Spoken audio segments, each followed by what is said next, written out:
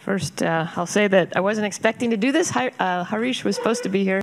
So we had three of us sort of leading the discussion.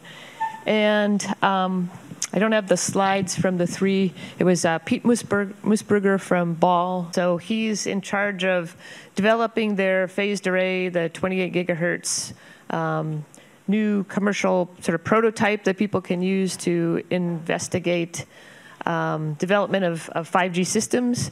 And so he discussed the advantages, and this isn't on the notes here, this is just sort of the preview. He discussed the advantages and disadvantages of various phased array implementations, fully digital, hybrid, and more traditional sorts of phased array. And he really made the point that the business case needs to drive the decisions on what technologies to use. So and then that the decision on which type of phased array implementation to use may change as technology advances. So for example, people are using hybrid arrays right now. That makes the most sense from a business case point of view, but there may be a time in the future where the fully digital implementation of the phased array starts to make more sense. Harish, he's professor at Columbia, and then he also has a startup called Mixcom, where they're doing RFIC design. He touched on several different open challenges regarding which technology to use for 5G implementations, silicon or 3.5 based or hybrid types of technologies are all candidates right now. He also talked about which architectures to use to improve system efficiency. So the fact that the amplifiers are, need to be operated in very linear operating states right now means the efficiency is very low. That will also probably change in the future, but there are certainly technology or architectures that can improve system efficiency, technologies that can improve system efficiency. And so the choices that are made now are sort of the most safe to get systems up and out the door, but things are likely to improve over the course of the next few years, and we discussed that yesterday here also in the panel. And then, being from NIST, I discussed the role of measurement in improving models and reducing the need for digital signal processing, things like digital pre-distortion.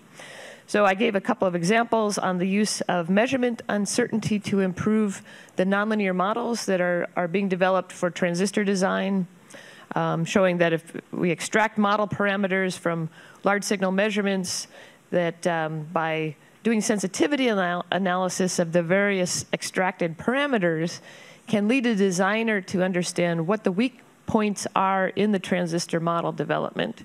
So for example, if you run something near compression or high current, you can see very clearly from the uncertainty or error bars that there are weaknesses in certain parts of the waveform as you're nearing compression. I also gave some examples on the use of channel measurements for directional array design. Based on our NIST channel sounder, we can synthesize an omnidirectional radiation pattern. We have a switched array that samples very quickly in the azimuthal plane. From that, we can synthesize an omnidirectional array, and then we can actually take the measured data and start synthesizing narrower and narrower beam widths, so that a designer, an antenna designer, could see the effect of various beam widths, based on measurements in a specific environment. And then also talked about over-the-air measurements and how those can be used to verify the performance of devices and then to improve the performance of devices. So that's a big issue right now in the 3GPP is the OTA test of the millimeter wave devices, because they need to be verified. The performance needs to be verified in sort of these 3D spatial channel models. And so I showed an example of a hybrid chamber that NIST has developed to create specific 3D spatial channel models, essentially in physical space, based on a reverberation chamber that's very heavily loaded with RF absorber on the wall, so essentially like an anechoic chamber, but then certain patches are left reflective to create the angular clusters of multipath that are specified in various channel models. And then the sort of key value added that NIST brings to this is the verification of these environments with the synthetic aperture techniques. So that was sort of the introductory comments that the three of us made. And then we had a very nice discussion, focused a lot on the beamforming arrays, which is not really my expertise, but was certainly the expertise of a lot of folks in the audience. And so the first question that we tackled, will fully digital arrays ever become a reality at millimeter wave frequencies? And as I mentioned, well, there's a lot of advantages to fully digital, so people are trying to head that way. The hybrid array is not as efficient in shaping the beam, but the hybrid array, I think this is the big advantage right now, only uses a few ADCs, and then of course, one RF or fewer RF chains as well. So, eventually, I guess right now, and Ted touched on this also, if the millimeter wave use case is primarily line of sight and maybe has 3 or 4 clusters, does it really make sense to use a fully digital array, or are we fine with just a hybrid array having 4 or 8, various beams that it can create? So that's sort of a fundamental question. Fully digital is quicker when it's used for the initial access, the discovery of the channel. So, ultimately there are probably advantages to using that. It may be, this is something Pete brought up, a fully digital system would likely be more difficult and complex to maintain in the long run, just because you have more of these moving parts, the active parts, the antennas, or sorry, the RF chains and the ADCs. Let's see, and then there was a discussion on this concept of open loop beamforming, where you don't monitor channel conditions in real time. You just assume that the coupling between the elements is constant and that you have adequately tuned your array for, to minimize blind spots. Closed loop beamforming, you can compensate for non-idealities like coupling and unexpected scattering in real time, but at the expense of power. So power is a big issue for the millimeter wave systems and the system complexity in terms of the long-term, maintenance and usability of the system. So it was argued that open loop is generally satisfactory, and if a few elements are operating in a nonlinear state, like because of coupling, signal conditions, or something like this, it won't be all of them, and so and that tracking and blind spots don't change that rapidly in practice, so that gets to this idea of the coherence time of the channel, and that we're really mainly tracking 3 or 4 clusters at a time. So let's see, for now the cost of a fully digital array might be high and the reliability might be low, but that's today. So the potential is very high for using fully digital arrays if lower cost ADCs could be produced as technology advances. And so there was a lot of confidence in the room, I would say, that fully digital will be a reality at some point. I mean, everyone pointed out that right now in the sub-6 region, we have fully digital arrays, and 10 years ago, you never would have thought that could be possible. So one of the questions that Harish brought up is, but is 5G a large enough business or commercial entity to drive the development of these low-cost ADCs?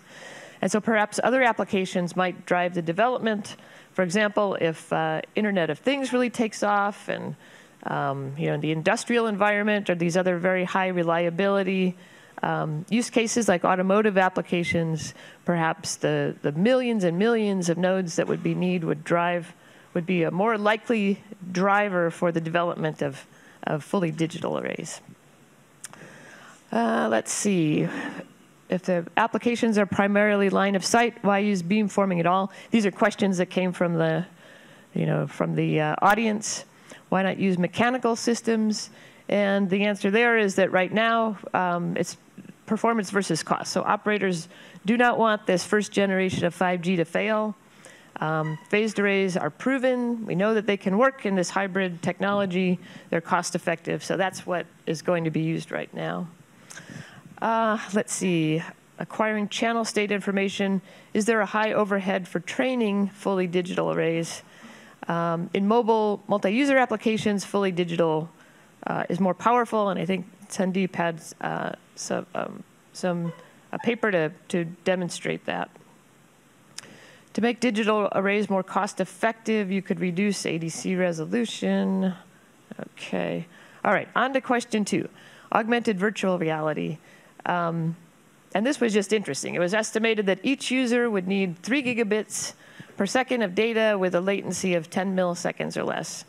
So can 5G do this? Well, the panel sort of said, well, maybe 6G. That really is beyond the capabilities of even current, in the near future projected technology. Question 3 on PAs, power amplifiers, and digital pre-distortion. For example, if you had 256 power amplifiers in your array, and not all of them compress at the same time, how would you apply digital pre-distortion? Can you use an average over the entire array? Well, you could actually apply digital pre-distortion on each data stream. So again, if you had a hybrid array, you would be applying the pre-distortion on each of those subarrays individually. So that's maybe not a showstopper. There was also some interesting comments on third-order intermodulation products. If each power amplifier in an array creates its own intermodulation distortion, and the IM3 has a different phase from that of the main beam, it essentially creates its own distortion beam in some undesired, maybe not random, but undesired direction. So various research groups, and I thought this was really interesting, are using shaping techniques to direct the distortion products, so the beams that are caused by the third-order intermodulation distortion, away from the desired directions. You could also direct, and then Harish brought up the point that, well, maybe using these techniques, you could actually direct IM3 away from a receiver in the presence of a blocker to overcome some interference issues. So these are just ideas that came out of the group. And then the final question was, the new radio bands are very reconfigurable. LTE always had a fixed, you designed your system to operate at a fixed 20 megahertz bandwidth, whether you use the whole 20 megahertz or not. That was the system that you designed. So what are some of the issues in hardware circuit design for systems that are very reconfigurable? And this answer is very abbreviated, but the bottom line here is that reconfiguring hardware, so components like filters, and then the ADCs with the sampling rates, it's difficult, but that there is quite a bit of research in the area. So that's what we had. Well, one thing I was wondering, so in terms of the interface signal processing, it seems like pre-distortion techniques, clearly signal processing has a role to play in terms of the subarrays. And then in the filters, some of this, why do we have to have hardware reconfigurable filters? You could do it in software too, that you're only sending signals on a partial stream. It won't be the leakage won't be as controlled. So I don't know if it's necessary or not. I think that the trade-offs are the power consumption and the complexity that's required to implement things in signal processing, or DSP versus hardware itself. And we actually talked about some groups are trying to get away from the use of digital pre-distortion and go back to sort of the old techniques of using analog circuit design to compensate for distortion. This idea of coming up with better designs, maybe using lookup tables more as opposed to real-time analysis. Any little tricks that companies can use to minimize power consumption, they're really trying to do that right now. And so I think hardware implementations are actually are less power hungry typically. Power hungry, yes. Yeah, I think that's a good point. Okay, that's one of the reasons why hybrid beamforming is being used as well.